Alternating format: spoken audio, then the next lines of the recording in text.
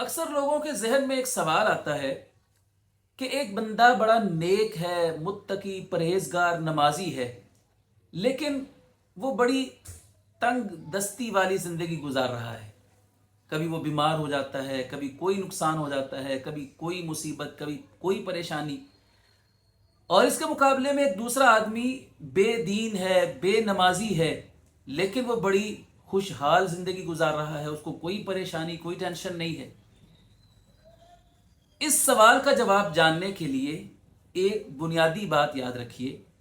رسول اللہ صلی اللہ علیہ وسلم سے پوچھا گیا، ترمذی شریف کی حدیث ہے، کہ سب سے زیادہ آزمائشیں کس پر آتی ہیں؟ آپ علیہ السلام نے فرمایا انبیاء کرام علیہم السلام پر، اس کے بعد پھر جو افضل ہیں، اس کے بعد جو افضل ہیں۔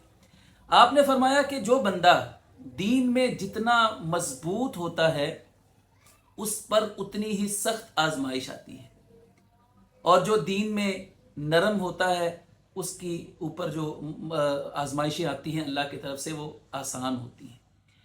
فرمایا کہ ان آزمائشوں کا فائدہ بندہ مومن کو یہ ہوتا ہے کہ بندہ ان آزمائشوں پر جب صبر کرتا ہے تو حالت یہ ہوتی ہے کہ بندہ زمین پر چل رہا ہوتا ہے اور اس کے جسم پر کوئی گناہ نہیں ہوتا۔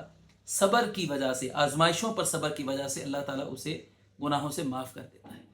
تو اس حدیث مبارکہ سے پتہ یہ چلا کہ مومن بندے پر، نیک، نمازی، متقی، پرہیزگار بندے کی زندگی میں جو مصیبتیں اور پریشانیاں آتی ہیں وہ اللہ تعالیٰ کی طرف سے آزمائش ہوتی ہیں۔ جتنا بندہ دیندار ہوگا اتنی آزمائشیں اس کی زندگی میں آئیں گی۔ اللہ تعالیٰ دیکھنا یہ چاہتا ہے کہ بندہ ان آزمائشوں میں کرتا کیا ہے، صبر کا مظاہرہ کرتا ہے، اللہ تعالیٰ کی رضا پر راضی رہتا ہے اور دین پر قائم رہتا ہے، یا ڈاواں ڈول ہو جاتا ہے